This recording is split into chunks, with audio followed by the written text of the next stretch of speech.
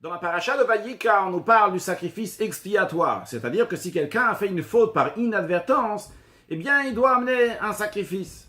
La question se pose, en ce qui nous concerne, nous qui allons accueillir Mashiach très prochainement, si on a fait quelque chose par inadvertance, on a transgressé, est-ce que lorsque Mashiach va venir, on va devoir amener un sacrifice expiatoire? La question ne se pose pas pour ceux qui ont déjà quitté le monde, parce que Khatat Shemet ou Be'alea, si les propriétaires qui devaient amener un sacrifice expiatoire sont morts, de toute façon, on ne peut pas amener ce sacrifice expiatoire. Mais en ce qui nous concerne, est-ce qu'on devra amener un sacrifice expiatoire, oui ou non?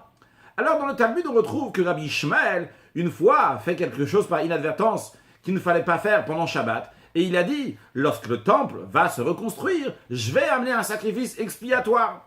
Mais d'un autre côté, dans les décisionnaires, dans la halakha, dans la loi juive, on ne trouve pas qu'on va devoir amener un sacrifice expiatoire. En d'autres mots, on ne va pas devoir amener un sacrifice expiatoire. Mais la raison est, pourquoi Rabbi Ishmael, il a dit que quand le temple va se reconstruire, il va amener un sacrifice expiatoire, et pourquoi pas nous?